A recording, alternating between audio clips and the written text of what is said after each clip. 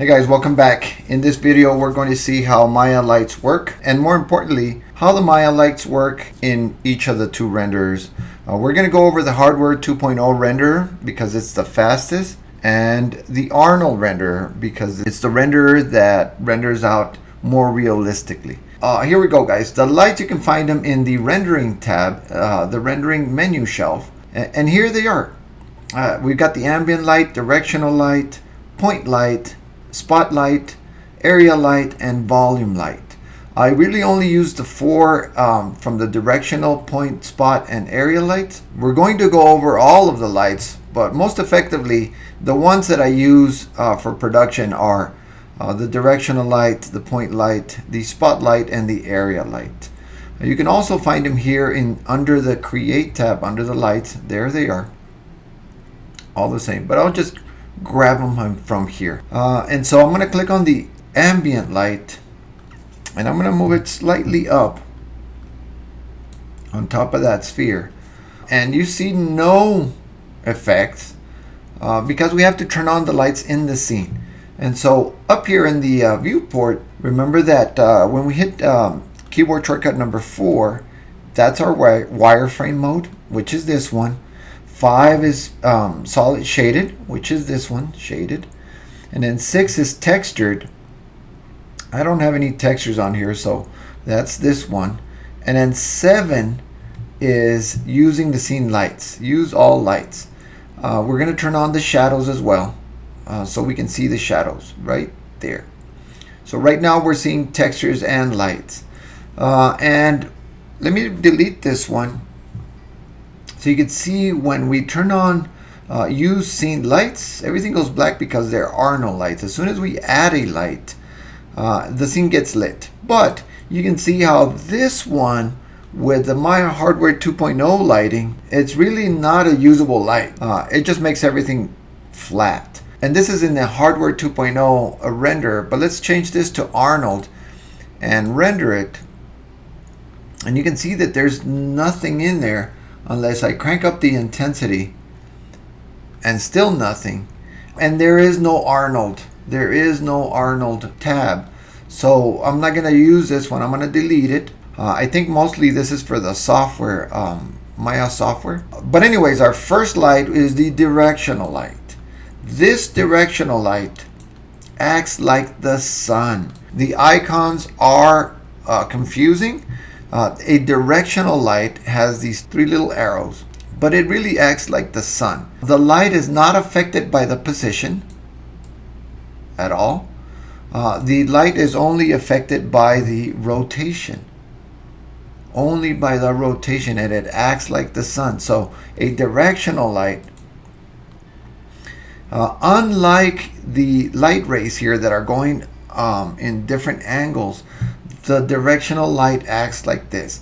It's one huge light source that covers your entire screen, just like this, and it hits the scene in one direction. One direction. That's how the directional light works.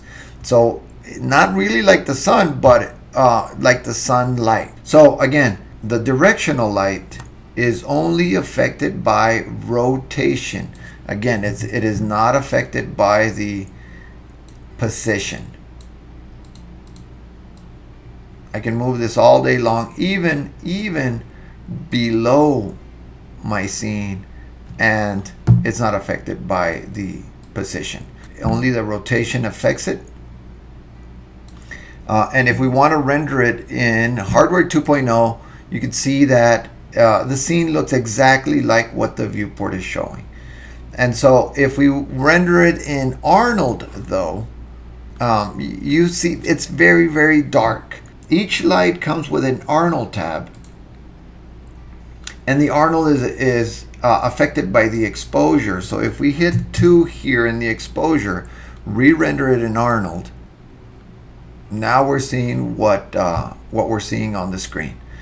Again, Hardware 2.0 is the real-time renderer. Boom, there it is. And Arnold is the more realistic renderer. Boom, there it is. Of course, you see that Arnold takes a lot longer than the Hardware 2.0 render. Anyways, when you want to set it up for both, whether you're not completely sure of which render you will be using, it is always a good idea to check out the intensity here and then adjust it here in the exposure. Now, each light comes with its different properties. For example, you can change the color. If it's midday and you want it a little bit of warmer, give it a little bit of a warm yellow tint, you may do so. Or you can go to blue if it's a moonlight in the evening. You can give it a little tint. Or the intensity, I'm going to click on this one and change it to a blend so we can see that little highlight. And you can not render the highlights or the diffuse. That means that nothing is being lit, but you can see the highlight, and illuminates by default. Turn it off. All right, cool. Also the shadows, you can turn them off. You could use depth map shadows, which is, they're very, very pixelated, and you can increase the resolution here. Also ray trace, which is the most realistic of the two. So here are the ray trace shadows, or if you click them off and not have it cast any shadows. All right, cool. Moving on, I'm going to delete this one and put on a point light. A point light, I'm going to move it up. A point light emits light 360 degrees all the way around that one point, and it acts more like a light bulb. This light bulb is emitting light all the way around 360 degrees, and even if you rotate this light bulb this way, it's going to not be affected because it's emitting light 360 degrees all the way around. And so this point light, let's go ahead and render it in Hardware 2.0. And it's exactly like the scene, but when we try to render it in Arnold, there is no light. We just need to crank it up. So the intensity here is okay. Again, we can change the color. We can change click these off, specular, diffuse, and eliminates by default. And we can also turn off the shadows here. Use ray trace. And here's the Arnold tab. The Arnold tab uses exposure. So let's crank this up to a number 2 and re-render the Arnold's scene. And you can see that it's barely lighting this up. Let's crank it up to 5. And there we go. In order for me to achieve this kind of same light here, let's see if we crank it up to an 8. More or less, it's the same type of light that we've got here. Again, that's Arnold and Hardware 2.0. Boom, there it is. So they're kind of the same, except that I had to adjust the exposure. The samples is how grainy it is, but the more samples you give it, the smoother the light and the longer it takes to render. The smoother the light, the smoother the shadows, the longer it takes to render. And so this is the point light. One point emitting 360 degrees, not affected, guys, not affected by the rotation. I can rotate this all day long, but it won't affect the light. It is affected by the position though. Imagine a light bulb or a flying little light bug. If I go under the scene, of course it's lighting under the scene but not on top, so it is affected by the position but not the rotation. I'm going to delete that one, and the next one is a spotlight. So the spotlight works like a flashlight. There is a point of light, and then it goes out and has an angle to it. Let me rotate this down a bit. Of course, it is affected by the rotation, and it is also affected by the position. You can see the effects when I move it, and you can see the effects when I rotate it. The spotlight has a little bit more attributes than the directional light and the point light. You can see them here. We've got the cone angle. That's how big that cone angle is. The penumbra angle is how sharp this cone is, how sharp it is to the inside or to the outside. Blur it to the inside or to the outside. And then the drop off is from the center to the edge. From the center, which is right there, to the edge. Of course, you can adjust the color like that. I'm going to just keep it on white. And the shadows also, same deal. We've got the, you can use depth map shadows, or you can use ray trace, or turn them off. Let's go ahead and render it in Hardware 2.0. It should look exactly like what we have on the scene. Let's render it in Arnold. And in Arnold, nothing. So we have to go to the Arnold tab and crank up the exposure. So here in the exposure, I'm going to crank it up to about 5 and re-render it in Arnold. I'm getting just a little bit of a light right there. You can see that this one is less intense maybe, or sensitive. So we're going to have to crank it up. Let's see, crank it up to 10 and re-render it in Arnold and see if we can get more or less the same amount of light that we've got here. And you can see that it's a little darker and it's a little brighter here. It's a little bit more intense here in Arnold. The samples again is how smooth or grainy it is. The more sample we give it, the smoother the light, the longer it takes to render. I'm going to talk about the decay rate. The decay rate is how far does this light go? How far distance-wise does it illuminate? And so here we're seeing that, you know, it illuminates the entire floor.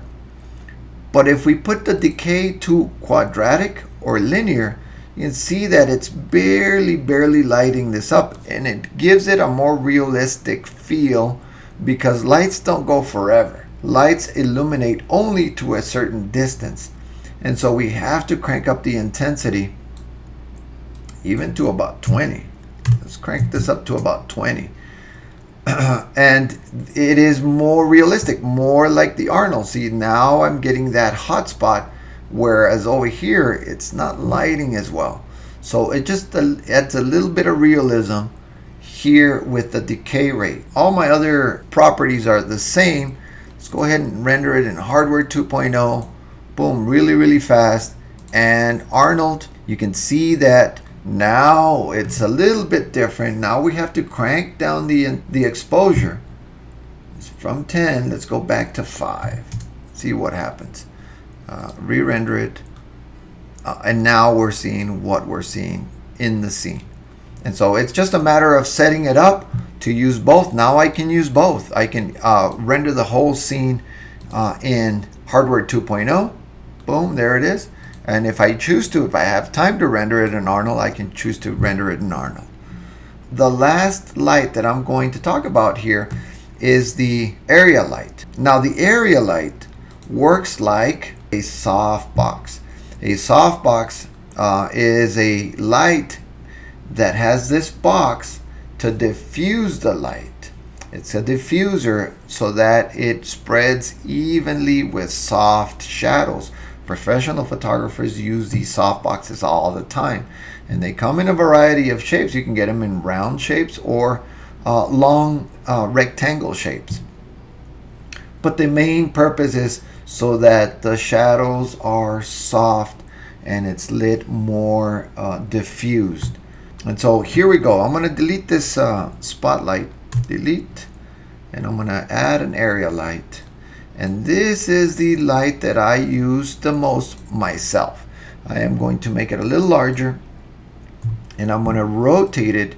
This light is affected by the rotation, and by the position. So I'm going to crank up the intensity to about 10, and you can see that I can move the light and it does affect it, and I can rotate the light and it does affect the light. You can see a weird cutoff right there, and that does affect the Hardware 2.0 render, but not the Arnold render. So here we go. Here we have an area light, and let's go ahead and render it in Hardware 2.0. And there it is, exactly like I see on my scene. Let's render it in Arnold. Hit render, and nothing yet. You can barely see the effect of the light right there. So we need to go to the Arnold tab and crank that exposure up. I'm going to crank it to 5 and re-render it. And that's about what we have here. Now what I want you to notice is how soft that shadow is. Very, very soft. It's diffused. It's diffused just like what the photographers do with that softbox light. It's very, very soft, very, very, I would say, realistic. And so I prefer to use the area lights to light up my scene because of the soft shadows. This is kind of what we have. Again, we have the color, we have the intensity, all these options here, and the decay rate.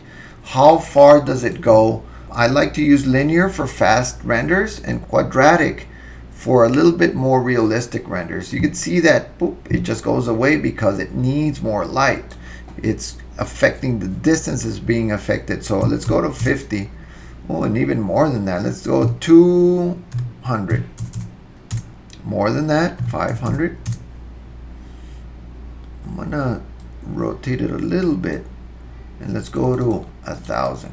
You can see that you guys can see how intense it is here, and over here it's not reaching anything because it's falling off. It's falling off. And so let's go look at the Hardware 2.0 render. We get exactly what we're seeing in the scene. Arnold, it's too intense. So in Arnold, when you use that decay rate, you don't have to crank up the exposure too much. So let's cut it back to about 2. And there we go. To get it more like the scene, I think it's going to have to be 1. Even less than 1. 0. With a 0 exposure, since we turned on quadratic, it's about what we see in the Hardware 2.0 render. It's just that, look at that shadow. Nice and soft shadows, more realistic. And to me, I use area lights, spotlights, and point lights to light up my scene. We still have one. That's the volume light. I'm not going to go there, guys. That's for another lesson. These are the 4 production lights that I use. Directional light if it's an outdoor scene. Point light if it's a light bulb or a scene that is 360 degrees. Spotlight when I'm using a flashlight, car headlights, or directional lighting, indoor lighting. And then a softbox or an area light for everything else. That's it, guys. I hope that you liked this video. If you liked the video, go ahead and hit the like button and subscribe, and I will see you on the next one. Thank you, guys.